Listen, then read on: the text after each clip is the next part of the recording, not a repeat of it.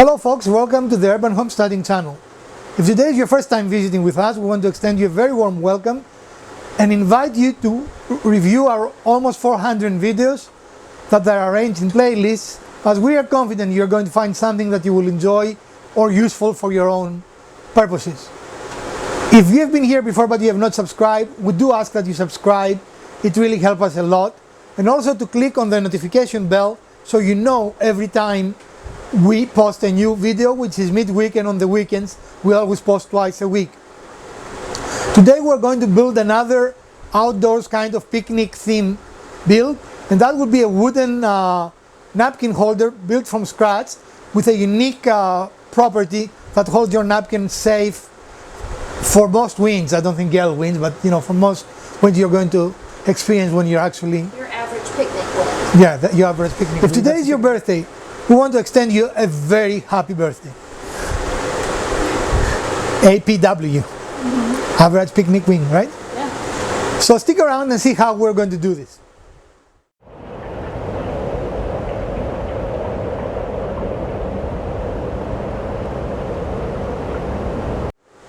So this is our third or fourth picnic summer fun build, and if you build all of them, you're going to have a lot of unique products that you can use for entertaining your friends or even yourself when you're outside picnicking or even in your backyard or deck. So stick around again and you're going to see how we build today's projects with every detail, including our very infrequent mistakes.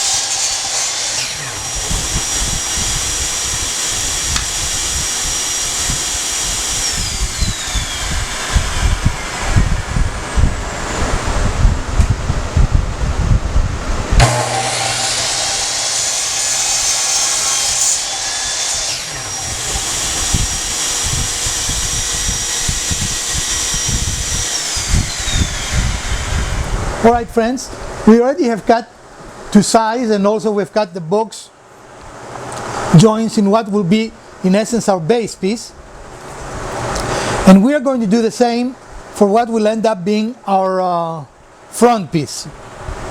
So now we're going to use the jig again. So we're back with our jig, and what we do is we take our mating piece and we're going to put it in the figure of our jig, and now we're going to So with our first piece on the finger, we're bringing the adjoining piece, touching it. We don't need that piece anymore.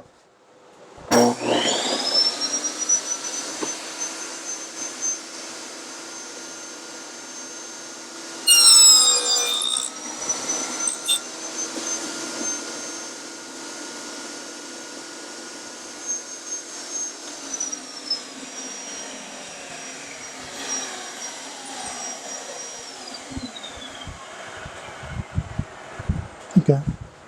It didn't look right, but it is. I should all the way against here. It is all the way.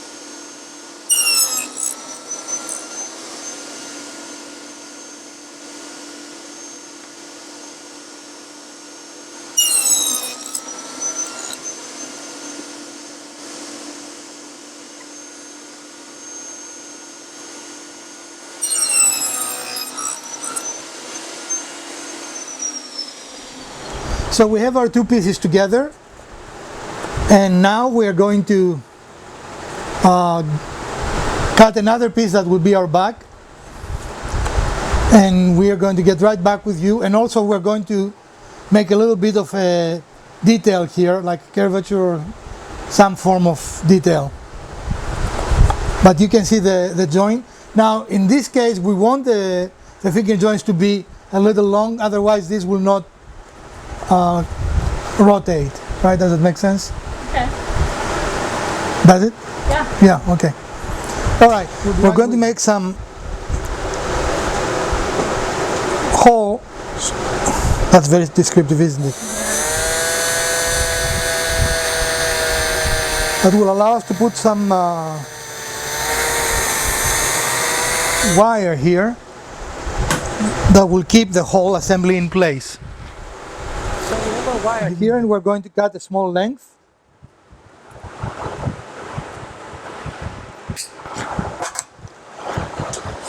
And feed it through our the hole we made here. Okay, I need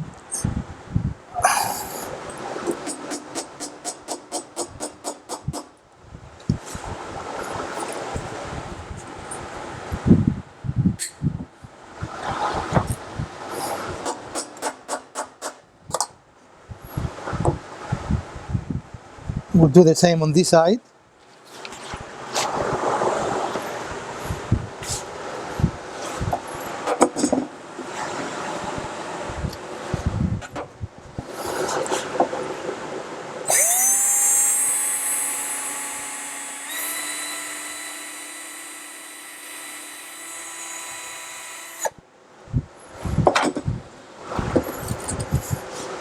And we'll feed more wire here.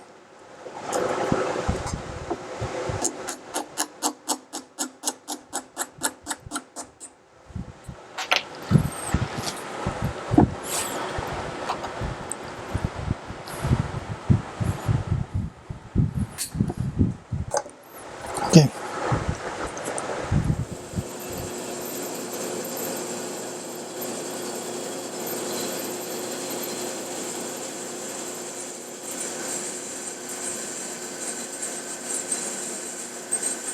And now we're giving the piece some character.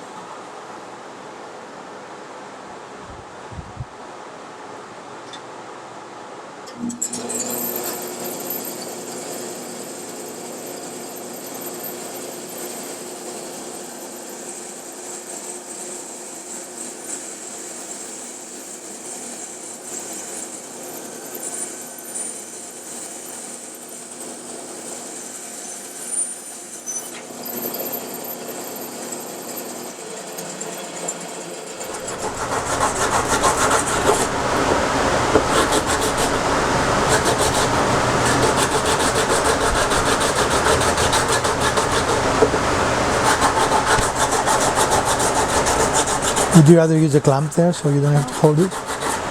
No? There are many different ways you can dress this piece up.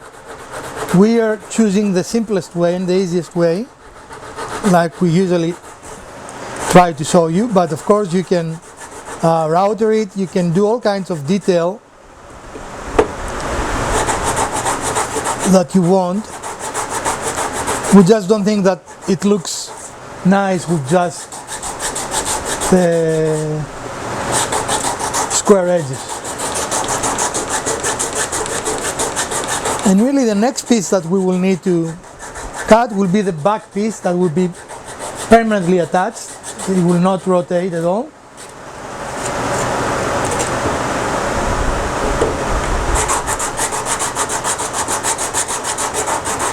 Okay, now we're ready to cut the last piece, which is the back. We already have positioned the piece of the wood that we want here on the chop saw, and we're going to cut it to the correct dimension.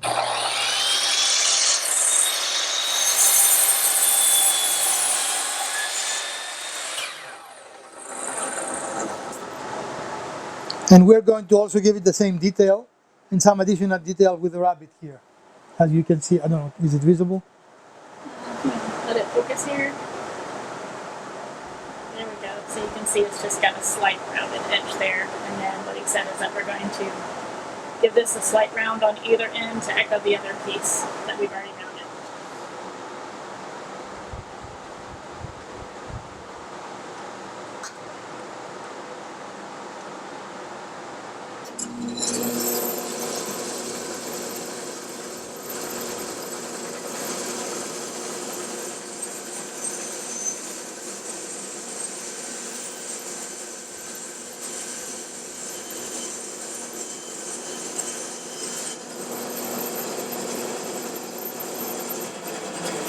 So it's the same process again like we did with the first piece. We are just using sandpaper to give the piece a character and to knock out all the hard edges. Again, there are many different ways that you can finish this. We just choose this way, this method, right?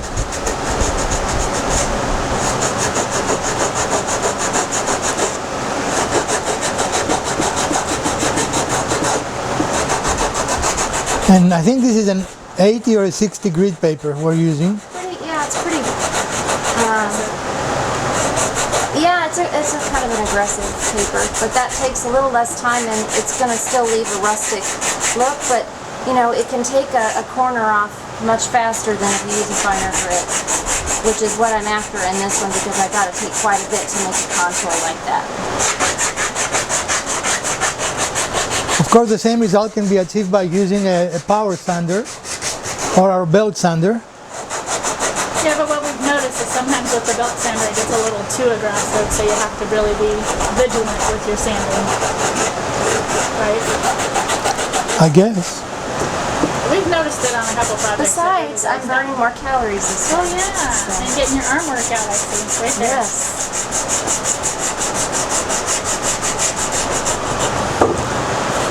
Good working for weight loss. It works on a hot day in the garage, I tell you. Yeah, we have not yet installed the air conditioning we bought. And Elvita wants to know why. Elvita is welcome to install it. Elvita has been a little bit busy in case Yanni has forgotten.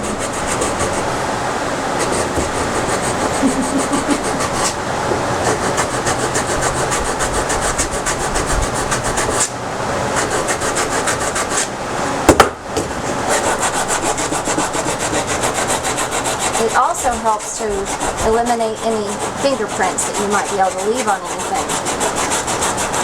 The sanding? Yep, rubs the fingerprint right off. Off your fingers? Yep. You didn't know that? No. You know why bricklayers don't have fingerprints? Because of the bricks. Because they're so rough and they just... There, that was my learning for today. Of course, we're not supporting any criminal activity by anyone. No, not at all. But I have had my share of fingerprinting, you know, for the work that I do, and a number of other people that I work with having to have their fingerprints for the work we do, and some people don't have any, or any that are, let's just say, legible. Because they've been laying bricks. Or something. I'm not sure about bricklaying, but something. So I just wondered where the bricklaying came in. Well, when I was doing EEGs, the collodion glue will take my fingerprints off, so there are a lot of things that can actually do it.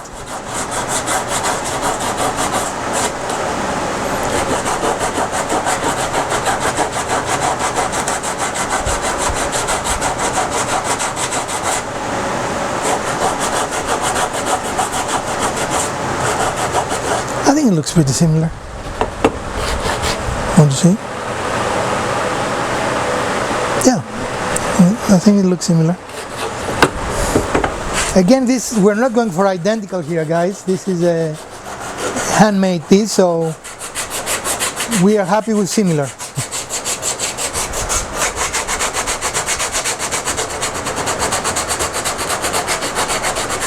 And as you can see here from Mrs. Wizard's bleeding for the channel, even something as simple as sandpapering can actually result in a minor injury.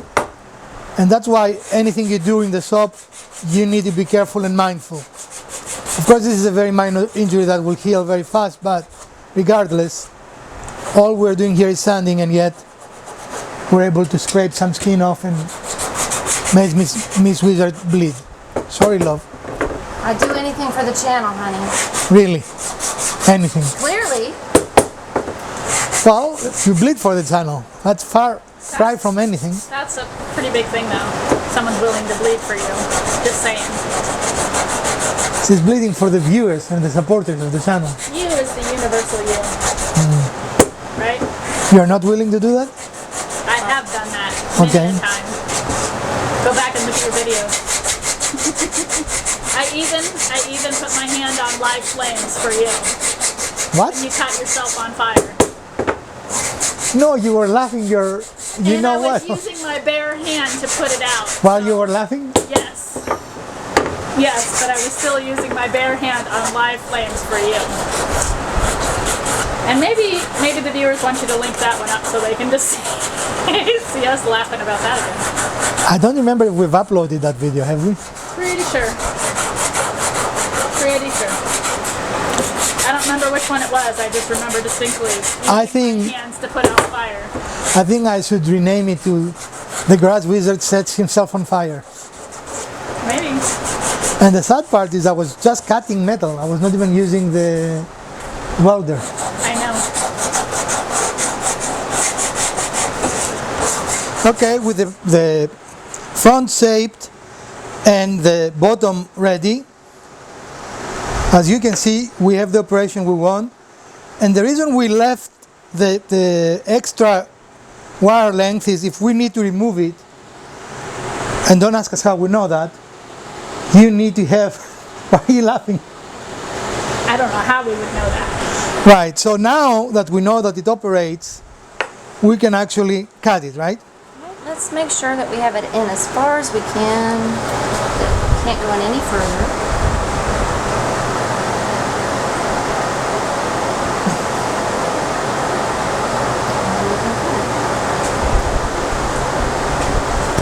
You know, I can put the drill here and just make it work as a drill bit.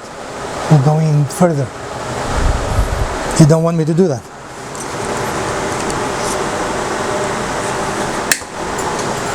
Okay.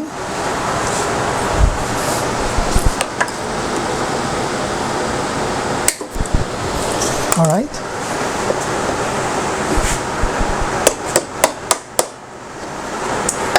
When all else fails, use your snipper pliers as a hammer. Well, I just don't want it to catch anything. I know. I'm making So, a funny. a funny? A funny. One funny? Yeah. And this is our last piece, and we're going to attach it with glue and brad nails, because we cannot make a project without using brad nails. That's our favorite. Right. Brad nails. Glue.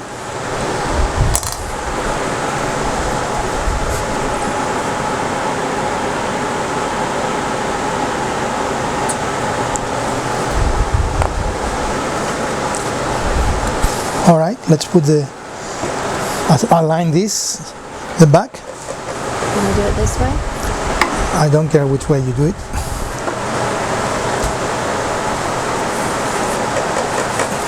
Oh, the glue is running. I'm gonna get it off here.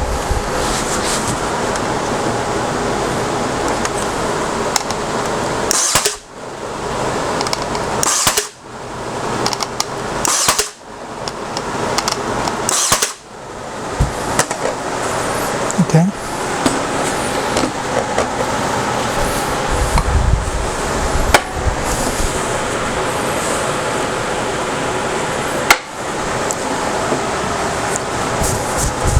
For character, we left the holes in the back.